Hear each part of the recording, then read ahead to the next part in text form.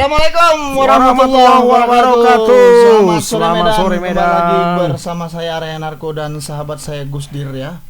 Ini seperti biasa kita akan membacakan 3 berita yang menjadi pilihan pembaca pada hari ini. Ini ada yang pertama ini lagi menjadi sorotan masyarakat juga karena terbilang berbahaya ya Bang berbahaya ya. Dan bisa menular. Jadi attention lah ya. Iya, attention lah kalau kata orang-orang Inggris ya. Kata-kata masyarakat Britania Raya menjadi attention terutama bagi ibu-ibu ya. Iya, betul. Ketika berita ini tadi kita share, banyak ibu-ibu yang merasa was-was mengirim gitu ke kantor kita. Ini kira-kira benar nggak itu beritanya, katanya kan. Gitu. Dan ternyata setelah kita searching itu dari bulan Januari sampai bulan Juli itu ada 3.888 kasus di seluruh Sumatera Utara. Ini kita ngomongin kasus rabies. Nah, ini rabies ini penyakit menular gitu ya. Umumnya diketahui itu dari anjing ya, anjing gila dibilang orang ya, tapi ternyata juga bisa dari kucing dan dari monyet. Kera. Monyet. Ini yang belakangan ini nih apa ini Bang? Iya, kasus terakhir itu infonya ada menimpa anak seorang anggota dewan di Sumatera Utara dan juga satu lagi ASN di Pemko Medan. ASN ini katanya bertugas di kelurahan. Di kelurahan digigit oleh anjing tetangganya. Kalau yang anaknya anggota dewan, anjingnya sendiri, peliharaannya sendiri yang mereka tidak ketahui ternyata sudah terjangkit rabies. Nah, oleh sebab itu tadi Pemko Medan mulai hari ini dan seterusnya mungkin sampai seminggu ke depan itu melaksanakan vaksinasi gratis untuk hewan-hewan peliharaan, terutama yang 3 tadi, anjing, kucing dan monyet. Jadi silakan ke tempat-tempat yang sudah ditentukan, dan ini bisa dibaca nanti di Tribun Medan ya, tribunmedan.com, itu di mana-mana saja tempatnya. Jadi silakan datang ke sana bawa hewan peliharaan dan silakan diminta untuk vaksinasi, didaftar dulu katanya. Ya, kita ada videonya, kita lihat dulu.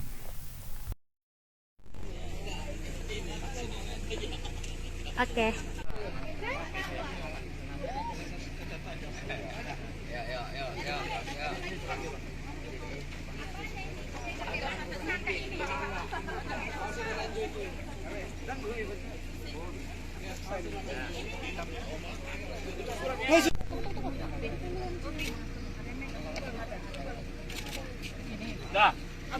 Laporkan sini suratnya.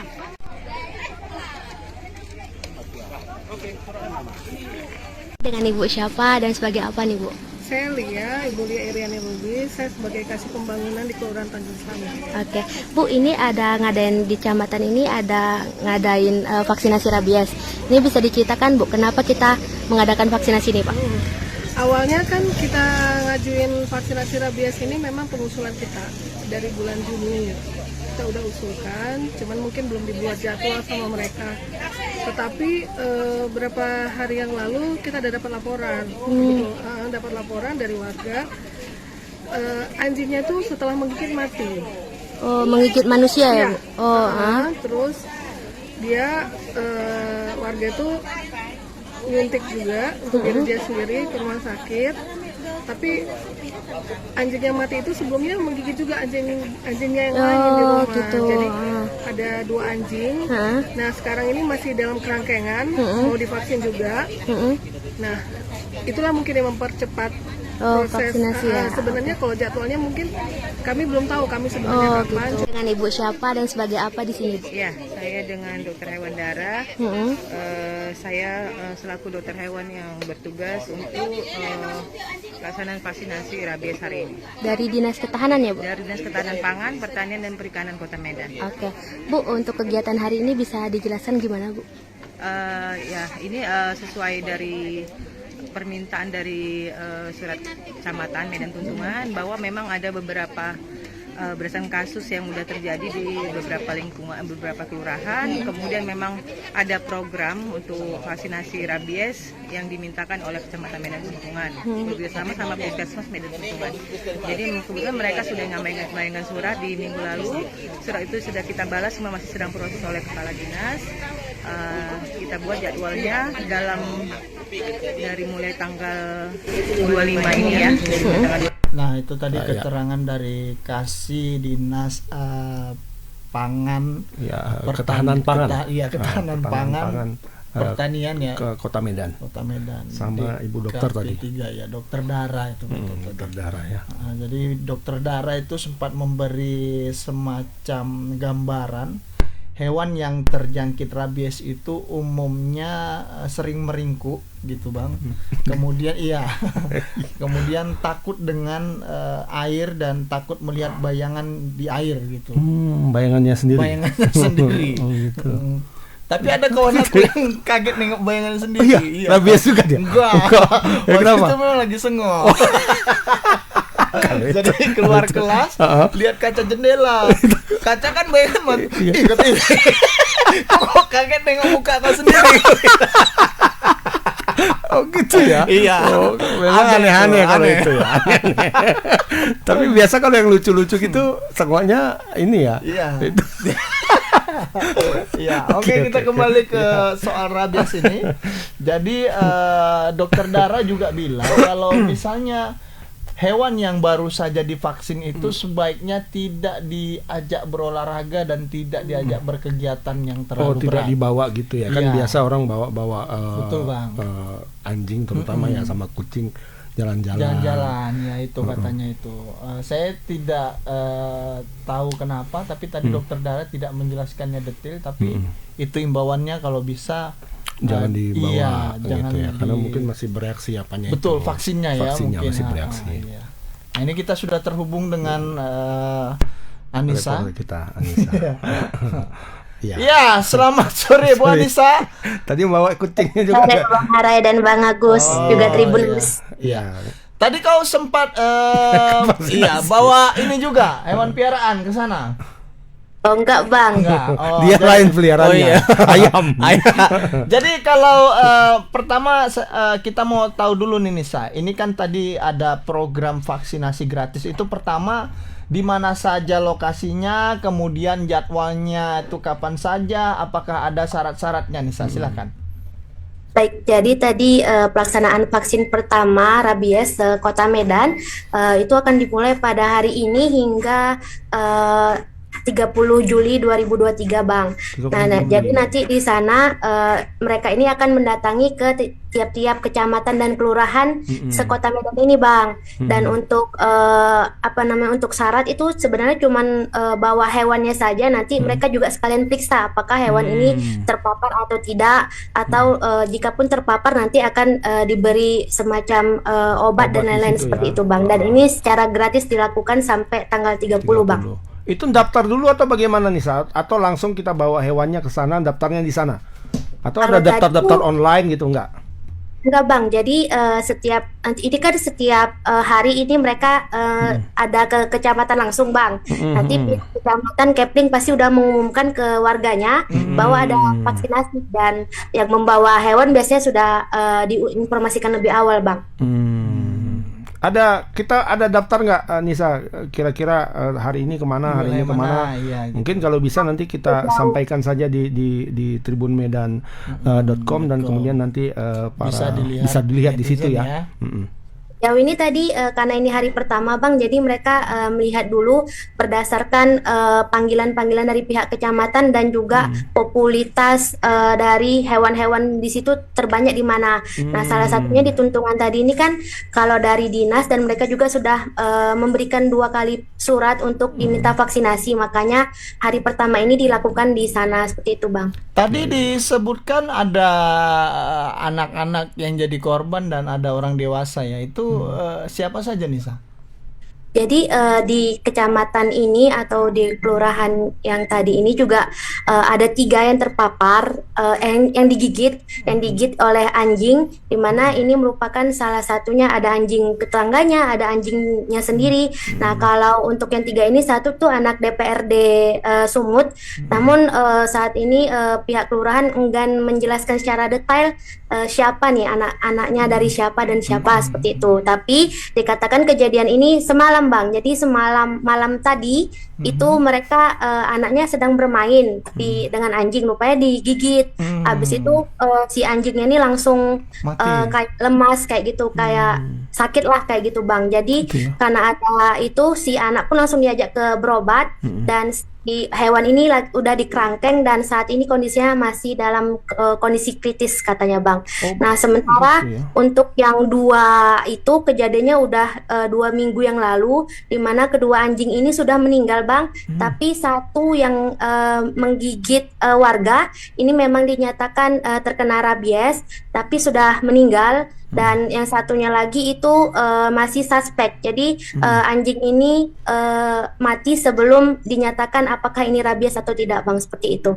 Berarti salah satu cirinya itu ya Nisa ya. Mungkin biar Tribuners tahu bahwa anjing-anjing yang terkena rabies atau kucing atau monyet yang setelah terkena rabies itu, ketika dia sudah menggigit dia langsung mati gitu, sakit gitu ya, atau sakit ya dulu. Jadi ketika menggigit dia tuh langsung lemas kayak gitu Bang, kayak nggak berdaya kayak gitu. Nah, tadi juga dia menjelaskan beberapa ciri-ciri hewan terkena rabies itu. Pertama, dia suka meringkuk. Kedua, juga dia suka takut akan air Bang. Jadi kalau melihat genangan air terus dia lihat wajahnya, dia akan ketakutan seperti itu. Nah, ketiga, dia juga takut melihat matahari. Jadi dia kalau udah lihat matahari, dia tuh bawaannya mau ke dalam rumah aja. Dan keempat itu badannya suka ekornya itu Bang, bukan layu ya. Layu kayak gitu.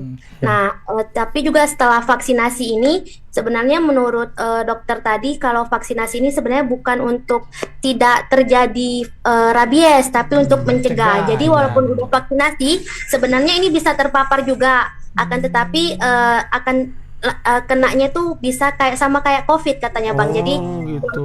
Vaksin itu tetap bisa, tapi tergantung kita yang menjaganya seperti itu Bang.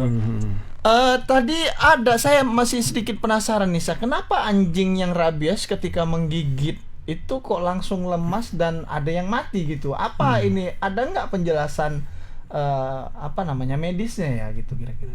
Tadi kalau berdasarkan dokter tadi itu karena dia air liur dia tuh Bang udah tidak beres gitu Bang. Jadi kalau air liur anjing itu udah keluar terus warnanya udah beda, itu juga udah salah satu ciri kalau dia terpapar gitu Bang.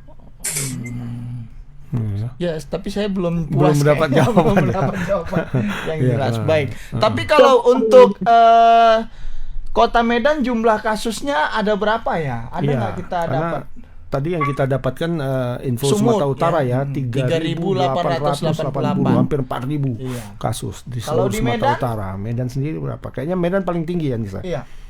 Kalau dari Dokter Dara sendiri sebenarnya dari dibandingkan tahun lalu, tahun ini terjadi peningkatan yang cukup banyak Bang. Cuman untuk angka pastinya memang mereka Dokter Dara ini tidak bisa menjelaskan karena masih didata. Tapi kalau tahun lalu kata Dokter Dara ini ada 8 kasus, di mana 2 diantaranya itu udah pasti positif rabies. Sementara di tahun ini sejak bulan April hingga saat ini itu memang sudah terjadi peningkatan hampir di setiap kecamatan Kota Medan. Katanya sudah ada laporan anak-anak ataupun orang dewasa yang tergigit anjing dan dinyatakan suspek rabies seperti itu Bang. Oke, baik Nisa, barangkali nanti bisa di follow up lebih lanjut khususnya menyangkut tadi pertama soal ini vaksinasinya dulu ya, di mana gitu tempatnya, kemudian jadwalnya seperti apa. Terus nanti harus syaratnya ada atau enggak, itu juga harus diperjelas. Kemudian ini yang pasti ini gratis ya? Iya, gratis kan. Jangan sampai nanti ada pungli. Ya, pungli. Datang gitu. Di sana suruh bayar gitu kan. Bayar gitu. Nah, itu barangkali Nisa yang perlu kita follow up nanti Nisa. Terima kasih atas laporannya. Selamat sore, selamat bertugas kembali Nisa. Selamat sore. Iya, nah itu. Tapi jawaban tadi kita pertanyaan tadi belum terjawab ya. Kenapa dia ketika sudah menggigit langsung sakit, lemas, habis itu mati gitu. Ya. Belum. Seakan-akan nyawanya di situ ya. Ya kan seperti itu kan? Kayak ada yang seperti itu kan. Kalau ketika dia gigit langsung mati dia. Gigit, ngentup, bukan ngapa maksudnya. Lebah saat lebah menikah. Lebah. Kan? Dia harus ngentup. Maksudnya menyengat. Iya, menyengat tuh dia langsung mati kan? Terus iya kan? ada juga yang dia saat menikahi ratu lebah dia mati. Apa kayak gitu ya? Nah, itu yang belum ada penjelasan ininya. Kenapa gitu. Tapi barangkali ada apa ya? Mungkin pas gigit itu mungkin iya. Tapi tadi apa gitu ya. Mungkin istilah medisnya lah itu ya kita nggak tahu. Tapi yang terpenting adalah tadi kita sudah sampaikan bahwa ciri-cirinya itu adalah seperti itu ya. Mungkin bisa waspada sendiri gitu ya ketika anjing kita, terutama ini anjing ya, anjing dan kucing, anjing sama monyet. Ya kan. Tapi yang paling utama itu anjing ya. Iya, kasus banyak itu kan di anjing. Kalau kucing itu sangat sedikit. Ya. Anjing itu ketika anjing itu suka meringkuk, kemudian ekornya lemas masuk ke dalam apa namanya itu ke dalam selang kaki belakangnya, biasa kaki belakang, kemudian liurnya terus menetes dan warnanya sudah berbeda, agak kekuningan, kemudian juga takut melihat matahari dan bayangannya sendiri di air. Nah, itu sudah terpapar rabies dan itu dikurung saja cepat-cepat. Agar tidak membahayakan si pemilik dan orang lain yang tiba-tiba lewat ya kan. Pernah kawan kita tuh digigit anjing bulldog. Pak Atum sampai robek. Cuma dia war ya kan. Dia memang ada keturunan apa? Maksudnya punya gen yang kuat gitu. Jadi ketika gitu dia melawan kan. Imun tubuhnya itu dua loh. Iya. Dua jenisnya itu herder dua. Tapi pahanya koyak waktu itu. Pahanya koyak memang. Dan dia langsung cepat-cepat suntik ya. Cuma 2 ekor. Iya, kalau enggak juga dibanting ya. Meler juga kan. Iya, untung waktu itu belum rabies ya. Belum ya. Nah, itu berita yang pertama. Kita akan lanjut ke berita yang kedua. Ini ada berita yang kedua masih juga terkait dengan medis. Ini ya, ini tadi siang itu terjadi aksi unjuk rasa di Pemprov Sumut, di gedung Pemprov Sumut, di kantor gubernur kantor gubernur Sumut. Ini warga yang mengatasnamakan apa tadi ya, kelompok puluhan orang mengatasnamakan satu inilah memprotes tindakan medis, dugaan tindakan medis yang menyalah atau malapraktik yang dilakukan di Rumah Sakit Umum Bina Kasih. Jadi mereka menuntut itu rumah sakit ditutup ya. Ya, ada dugaan malapraktik yang dialami oleh anak anggota Kodam begitu. Ayahnya kebetulan seorang TNI aktif gitu ya. Jadi ceritanya ini sedikit Bang. Ada seorang anak jatuh saat menaiki lembu atau kerbau begitu. Kemudian tangannya patah, dibawa ke rumah sakit itu. Lalu ditangani, dan setelah ditangani tiba-tiba dokter ini sepertinya harus dirujuk ke Rumah Sakit Adamali katanya. Sampai di sana ternyata dokter malah menyarankan ini anak harus karena sudah terjadi pembusukan katanya. Nah, ini patah ya tangannya. Iya, nah ini yang orang tuanya menduga ada dugaan malapraktik gitu. Kasusnya kemudian dilaporkan ke Polda Sumut. Dan memang masih berproses. Tadi kebetulan ada sekelompok massa yang kemudian menyoroti kasus itu gitu, meminta agar Gubernur Sumut menutup rumah sakit ini gitu kira-kira. Iya. Ini ada videonya ya? Ada videonya. Ini baru dilaporkan 15 Juli ya kemarin. Iya, kemarin. Baru dilaporkan. Baru saja di Polda Sumut. Iya.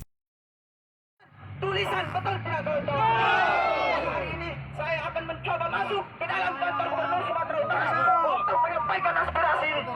Karena ini sudah hampir kita di sini sampai 1 jam untuk menyampaikan aspirasi ini. Tapi sampai saat ini belum ada niat betul tidak kawan-kawan? Izinkan saya masuk.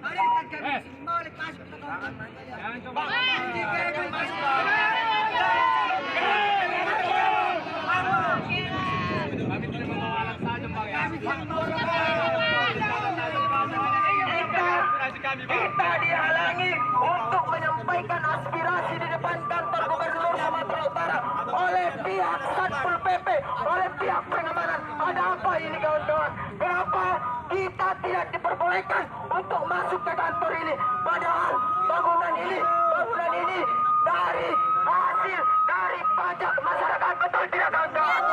Kenapa kita tidak diperbolehkan untuk masuk? Kenapa kita tidak diperbolehkan untuk masuk? Padahal baju yang kalian pakai itu, bapak-bapak pihak Satpol PP, pihak kepolisian itu dari hasil pembayaran pajak masyarakat, betul tidak kawan-kawan? Maka kalian jangan sombong, Kami di sini tidak ada membawa apa-apa. Kami di sini hanya meminta pengakuan atensi dari pihak Gubernur Sumatera Utara. Kenapa kami tidak diperbolehkan untuk masuk? Ayo kawan-kawan, katakan lagi. Telepon kawan-kawan. Ayo kawan-kawan, kita terus mencoba untuk masuk, untuk meminta tanggapan dan atensi dari pihak Gubernur Sumatera Utara. Ayo kawan-kawan, kenapa sampai saat ini tidak ada pihak Gubernur Sumatera Utara untuk menanggapi aksi kita ini? Oke kawan-kawan sekalian, mari kita minta bahwa yang namanya dihadir di sini. Jika apa-apa di namanya tidak takut hadir di sini, maka kami akan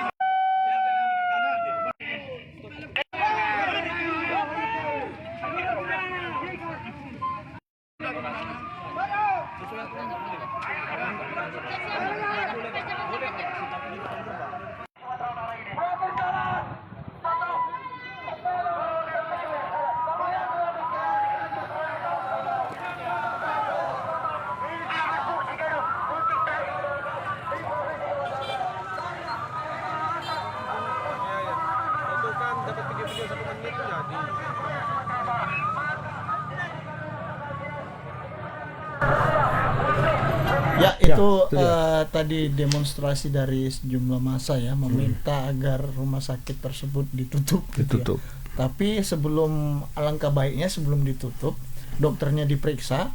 Kalau dalam pemeriksaan etik terjadi memang terjadi kesalahan ya selesaikan dulu dokternya gitu. Karena kalau rumah sakitnya tutup, dokter yang menangani tetap bisa menangani pasien, kan kemungkinan terjadi juga di rumah sakit yang lain kan. Itu maksudnya. Ya, kita sudah terhubung dengan ada Hani ya. Reporter kita ada Hani. Halo. Halo, selamat sore Bang Arai dan Bang Agus. Ya, selamat sore Hani. Waduh, tempatnya kayaknya asik sekali ya, bunga-bunga. Hani, bisa dijelaskan Hani tadi tuntutan daripada massa selain mendesak gubernur untuk menutup rumah sakit ada Malik, maksudnya rumah sakit Bina Kasih, itu apa saja selain tuntutan itu? Silakan Hani. Ya, jadi tadi mereka ada beberapa tuntutan ya Bang. Yang pertama sebenarnya tuntutannya itu meminta Kapolda Sumatera Utara mempercepat penyelidikan yang dilakukan karena memang sudah dilaporkan ke Polda Sumut sejak 15 Juli 2023 lalu. Kemudian juga mereka meminta DPRD Sumatera Utara juga untuk memberikan perhatian terhadap kasus ini. Karena memang dari Koalisi Peduli Kesehatan Sumatera Utara atau KPK ini melihat dari korban sendiri yang sangat menyesalkan lah perbuatan yang diduga dilakukan oleh dokter yang bersangkutan. Kemudian juga tadi ada tuntutan juga kepada Kementerian Kesehatan juga untuk menarik atau mencabut izin dari Rumah Sakit Umum Bina Kasih ini. Dan juga mereka meminta supaya rumah sakit swasta maupun fasilitas-fasilitas kesehatan yang ada di Kota Medan dan di Sumatera Utara untuk menghentikan semua rujukan yang ditujukan kepada Rumah Sakit Umum Bina Kasih. Begitu Bang tuntutan mereka. Artinya memang ini akumulasi dari sepertinya kasus-kasus yang sebelumnya ya. Dan tadi waktu masa demo itu ada yang memberi tanggapan kira-kira nih? Jadi tadi memang mereka mengatakan dari keseluruhan masa aksi ini kan ada sekitar 30 orang. Dan tadi memang mereka mengatakan bahwa kan mereka tadi sempat menunjukkan poster juga foto dari tangan anak yang bersangkutan itu, tangannya sudah busuk, dan mereka meminta bahwa hal ini perlu perhatian lah dari seluruh pihak lah, termasuk tadi yang mereka sebutkan di tuntutan mereka itu, DPRD, kemudian juga gubernur, untuk memberikan rekomendasi kepada Kementerian Kesehatan lah, karena gubernur merupakan wakil pemerintah pusat di daerah lah gitu, Bang. Ada tanggapan dari Pemprov sendiri yang menanggapi aksi tadi?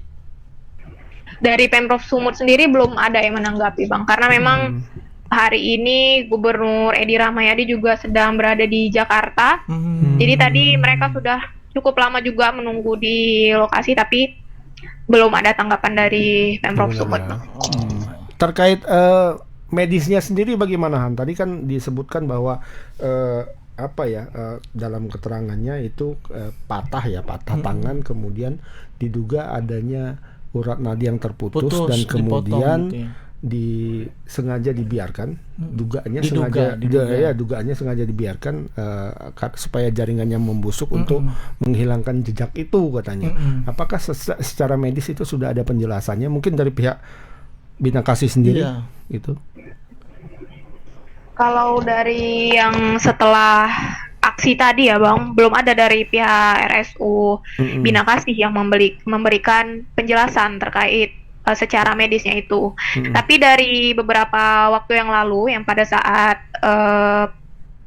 anggota Kodam ini yang melaporkan, dia sudah ada juga pernyataan dari dokter yang menangani ini, Bang, dokter yang juga dilaporkan ke Polda Sumut itu mengatakan bahwa kondisi medis yang dialami oleh anak 6 tahun ini yang menjadi pasiennya itu merupakan resiko dari penanganan medis, kemudian juga dari kejadian atau kecelakaan yang terjadi itu gitu. Jadi dia menilai bahwa tidak ada kelalaian di situ kalau dari pernyataan dari dokter yang bersangkutan itu. Meskipun kalau secara detail, secara medisnya dia tidak menjelaskan seperti apa gitu. Risiko ya. Itu kan alasan. Ya namanya orang jalan juga ada risiko tersandung gitu ya. Betul. Biasa itu kan. Tapi yang jelas kita nanti barangkali belum ada keterangan dari ID atau apa gitu ya, Han ya. Belum ada, Bang. Mungkin itu, Hani, nanti kita bisa follow up ke pihak rumah sakit dan juga pihak ID ya. Nah, bagaimana tanggapan mereka, walaupun kita tahu sih gambaran jawabannya seperti apa. Oke, Hani, itu saja barangkali, Hani. Terima kasih banyak atas laporannya. Selamat sore, selamat bertugas kembali, Hani. Selamat sore.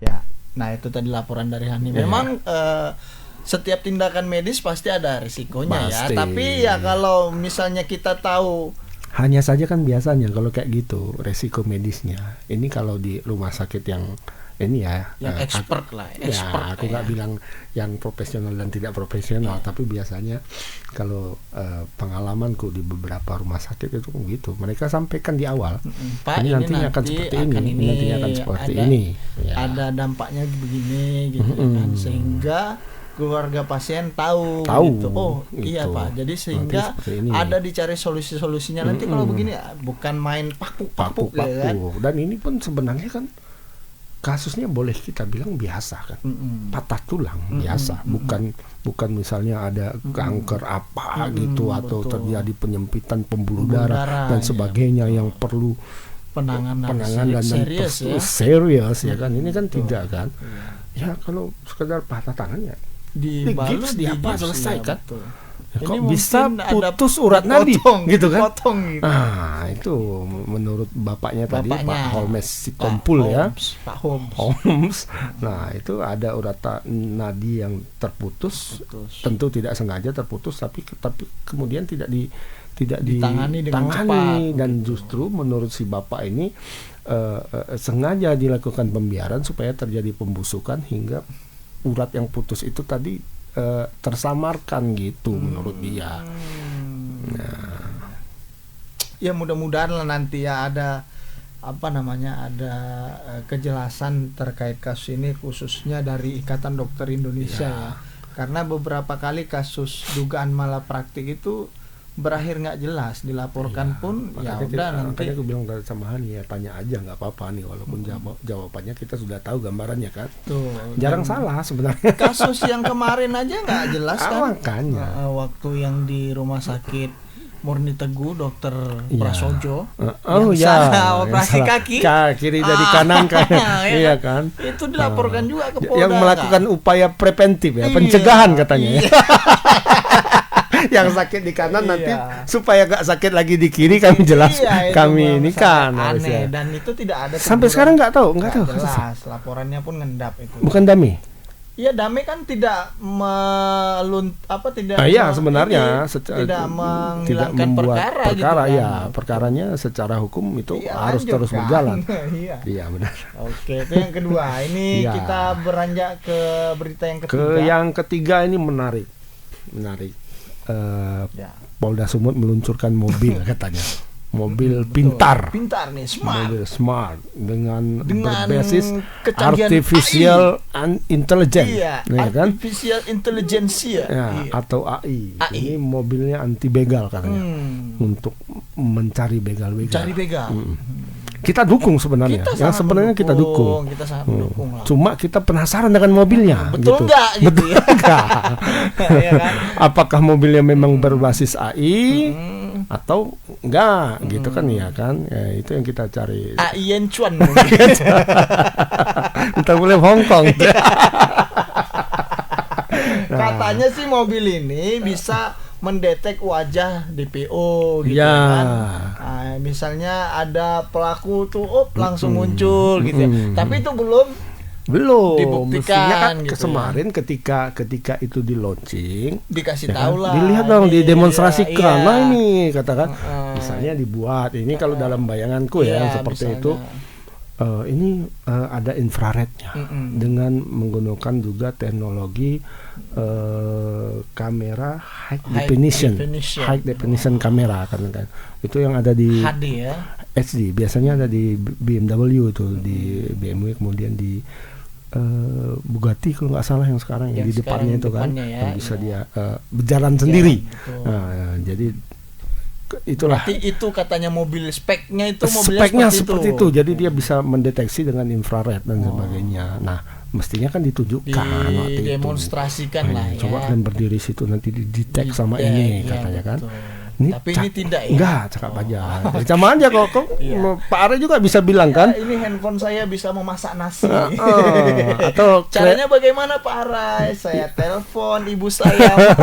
Saya belum makan. Tolong dulu masakkan nasi. Bisa. Atau kereta kencang yang di bawah, ya kan? Bisa berubah jadi robot, bisa transformer kan? Transformer. Adiknya Bumblebee. Ini ada video. Ya ada ya, kita lihat dulu.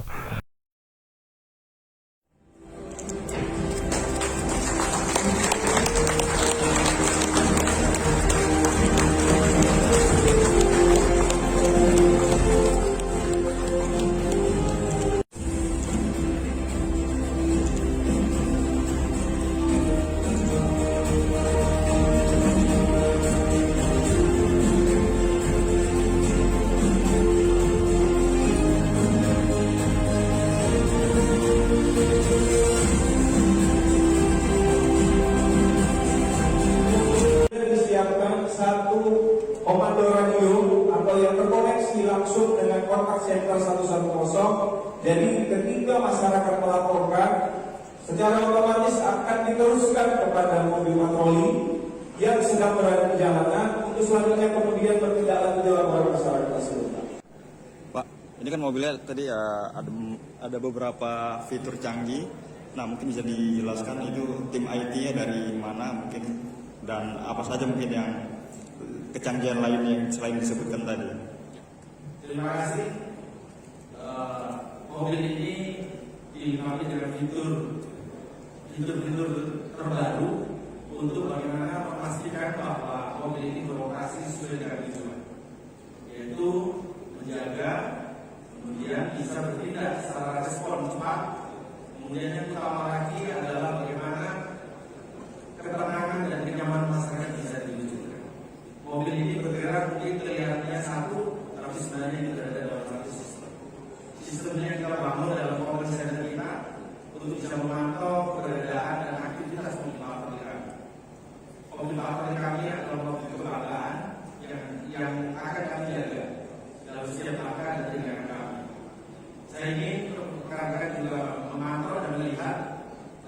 memberikan kritik saran kepada kami agar kemudian fitur yang kemudian pertama di mobil ini bisa optimal untuk mewujudkan bagaimana masyarakat Medan yang hari ini kita siapkan dengan 12 mobil patrolinya itu bisa dilakukan.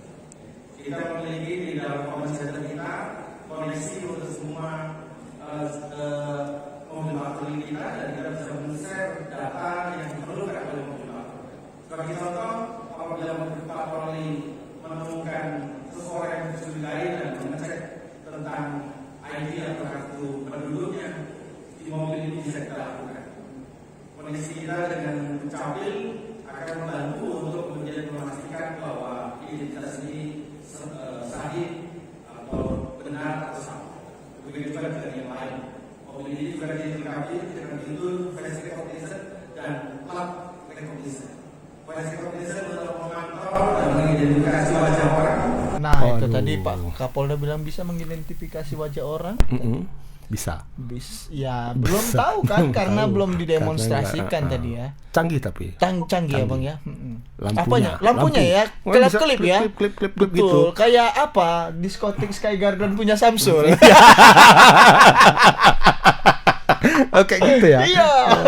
Belum ditangkap juga. Belum ya. Iya. Kalau canggih kayaknya mana tahu bisa ditangkap pakai mobil. Wah, itu dia Samsul ya kan? Gitu kan.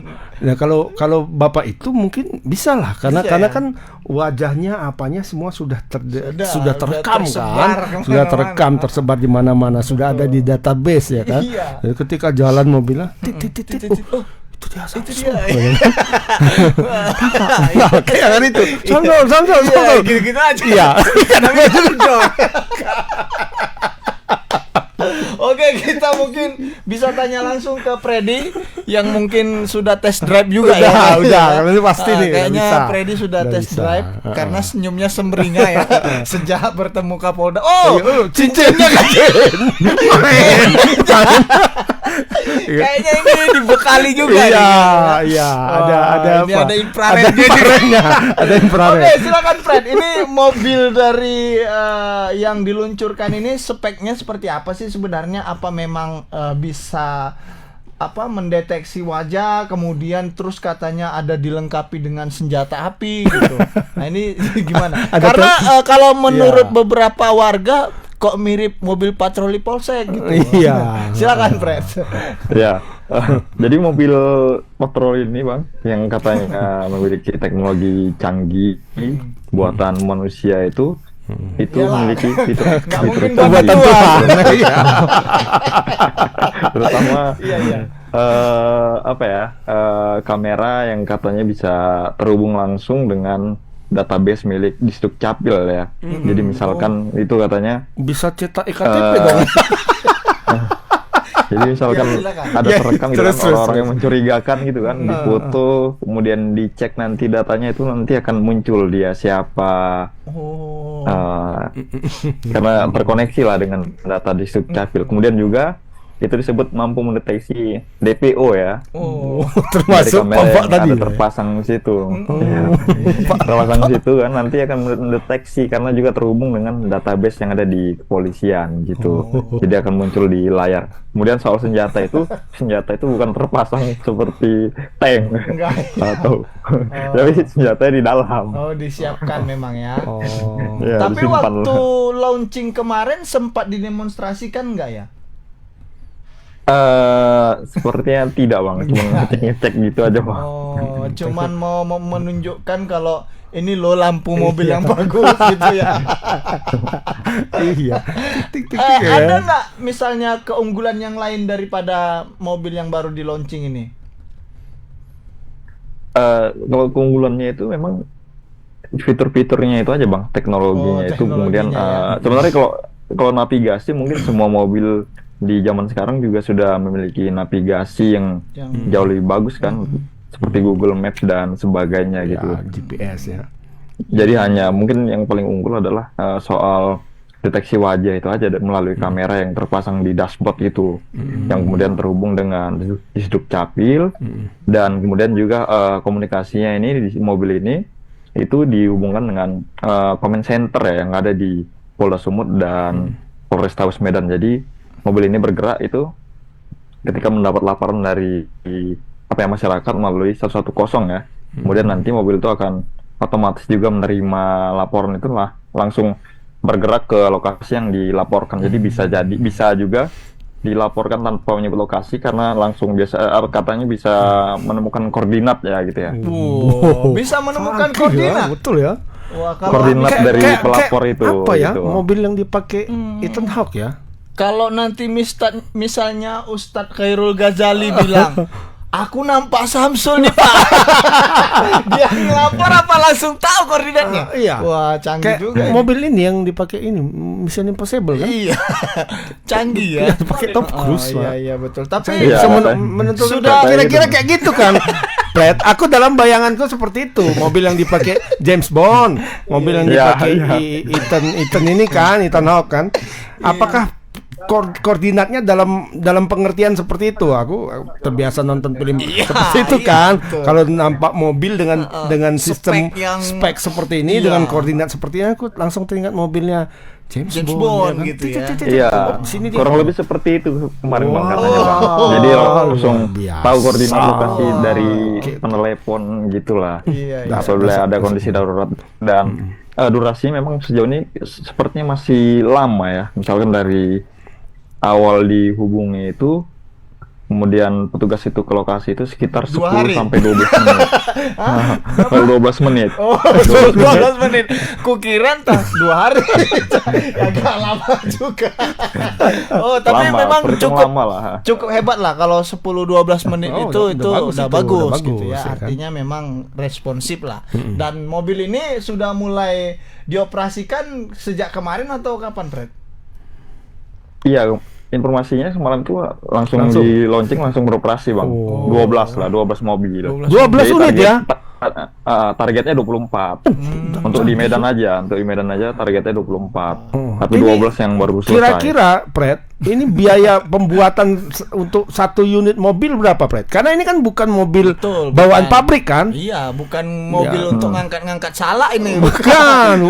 Ini kan bukan mobil, maksudnya ini kan double cabin ya, double cabin dan dilengkapi dengan spesifikasi kalau yang spek awalnya kan spek dari bawaan pabrik kan nggak seperti itu kan, bukan kayak spek-speknya Ferrari, Bugatti kan yang atau BMW yang punya memang dari pabrik gitu memang sudah ada infrared, sudah ada kamera high definition-nya. Kalau mobil ini kan tidak nih.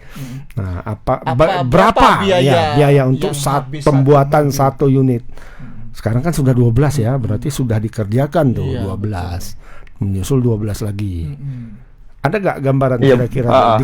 Diterangkan nggak kemarin tuh? Kemarin tuh sudah ditanya soal biaya, tapi memang tidak dijawab, hanya dijawab dari uang negara, dari uang negara katanya yang sudah disiapkan gitu, tidak dijawab secara rinci. Iya. Oke, baik. Cuman dijawab gitu Bang. Pak Bobi, sejak ini dioperasikan sudah ada DPO mungkin yang tertangkap, Fred? Belum ya? Nah, nanti kita tanya Bang. Belum terdeteksi. Baik. Abang ada mau tanya lagi? Enggak. Tapi aku penasaran dengan Pak Bobi ya. Pak Bobi, wajahnya Pak Bobi kok kayak apa gitu, terus bisik-bisik dengan Pak Iwan di tengah gitu ya. Pak Bobi. Betul yang bilang orang. Oke, Fred, terima kasih banyak atas laporannya. Barangkali nanti bisa dipastikan lebih lanjut spesifikasinya benar enggak, bahwasannya bisa mendetek wajah. Kemudian kita kan belum melihat langsung ya, misalnya ada kameranya di sebelah mana, apakah di bawah ban atau di atas dashboard atau di bawah ban kan bisa aja gitu. Kan? Nah, ini kan kita belum jelas gitu, belum. Biasanya kalau memang untuk ini ya, kalau kita lihat dari struktur mobil ya, secara teoritis ya, kalau untuk kamera seperti itu kan harusnya kamera Hawk Eye namanya. Iya, betul. Kamera mata elang. Itu biasanya diletakkan di atas kap mesin, atau di atas ini, itu, dekat kaca. Nah, di atas itu. Apakah langsung hilang tadi? Enggak. Balik lagi ya. Pengaruh cincin ini. Oke. Iya, Fred, barangkali nanti mungkin bisa dilihatkan intip-intip lah sedikit dari jauh kan. Iya, lebih rinci lah nanti dibuatkan videonya. Iya, Bang. Sehingga masyarakat juga nggak penasaran. Kalau sekarang jangan masyarakat. Awak pun penasaran kan? Iya, betul. Ya, Fred, barangkali itu saja, Fred, yang mungkin bisa di follow up ya. Mohon maaf kalau kami terlalu baik. Kami senang sebenarnya, excited ya, excited dengan mobil. Terima kasih banyak atas laporannya. Selamat sore, selamat bertugas kembali, Fred. Terima kasih, Bang. Freddy pun sampai sempoyongan dia. Aduh, apa abang-abang ini kan? Simaknya orang. Entah apa pertanyaannya katanya kan. Karena pun kan kita penasaran. Pak Bobi mungkin penasaran juga itu. Betul. Karena ini katanya kan. Kalau disebut misalnya mendeteksi wajah dan punya kameranya di mana, kemudian kayak apa sih misalnya didemonstrasikan, ini kameranya di atas ya, coba kamu berdiri di sana, kemudian ditunjukkan di dalam mobil ada layar misalnya, nah ini muncul gitu, nah itu baru kan, yakin kalian, gitu ya. Ayo silakan foto semua, kan videokan, kan itu biar gini kan, ini nggak bisa lepas lagi nih begal kalau kayak gini kan seperti itu harusnya kan. Kalau marketing kan jual mobil juga dulu, marketing kayak gini kita demonstrasikan lah kita. Betul.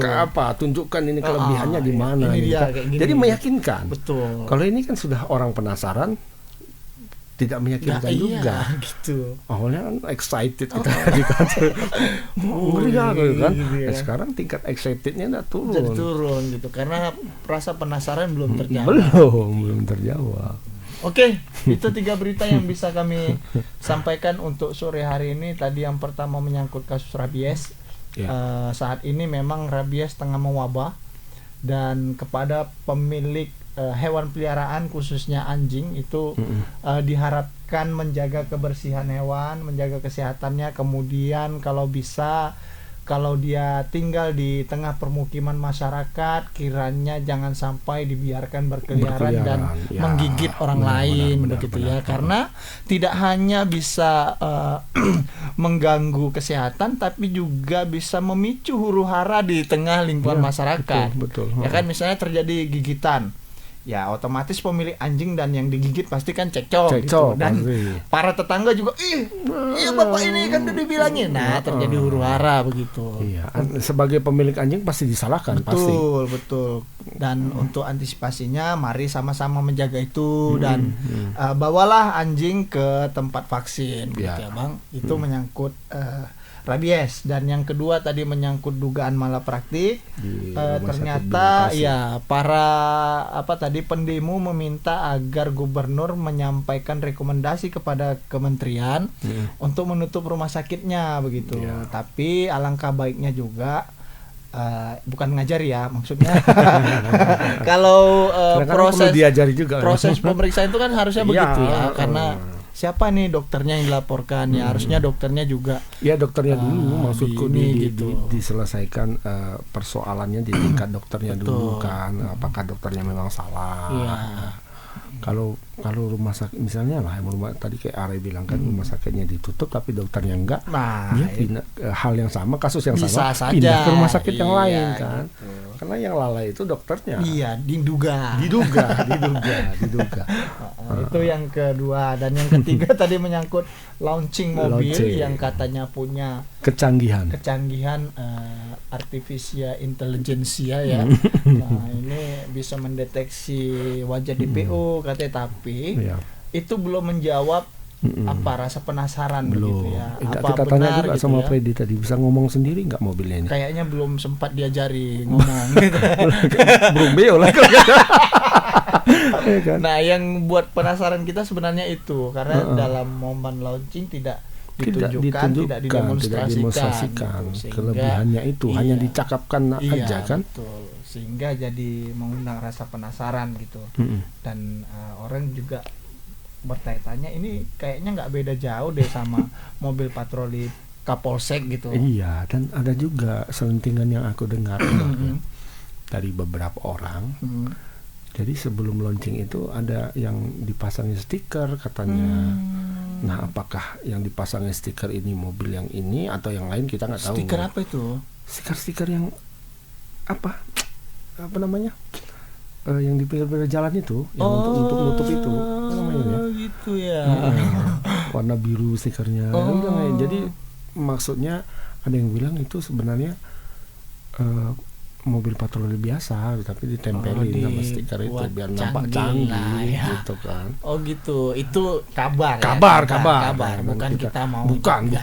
Itu kabarnya seperti itu. Kan sudah kita konfirmasi, katanya enggak. Betul. Ya udah kita tinggalilah kabarnya itu. Baik, itu 3 berita yang bisa kami sampaikan untuk sore hari ini. Hari ini saya tidak punya catatan khusus, nggak punya catatan khusus. Dan barangkali catatan sedikit saja soal rabies itu saja paling Bang, karena itu yang menjadi perhatian masyarakat gitu, karena di mana-mana dapat kita temukan hewan peliharaan anjing gitu ya.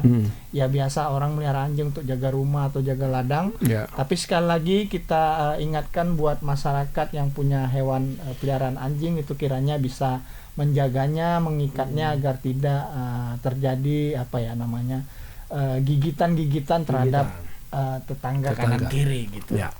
Ya itu mungkin yang bisa kami sampaikan untuk sore hari ini. Terima kasih banyak. Terima kasih kepada ini juga ya para sudah mengikuti segmen Selamat Sore Medan dan netizen yang menonton kita di TikTok ya yang sudah memberikan yang sudah ini tap layar dan komentar. Ini lumayan banyak nih yang menyukai ini 3.800 yang menyukai hari ini. Terima kasih banyak ini penonton ya. Tapi tetap nggak ada yang ngasih gift. Ya nggak ada yang tetap ngasih gift. Ya mudah-mudahan ke depan ada lah ya. Kalau cupu-cupu ini kok ada ya? Iya. Aku ya? Itu mungkin yang nonton bapak-bapak semua ini. Kadang bergosip aja nih orang itu di situ. Betul. Cuma kok banyak kali yang ngasih. Mungkin karena lihat cewek yang bawa dikasih gift. Karena kita gosip juga ya tadi ya kan sebenarnya. Gosipin polisi. Orang itu gosipin artis. Bedanya di situ mungkin ya.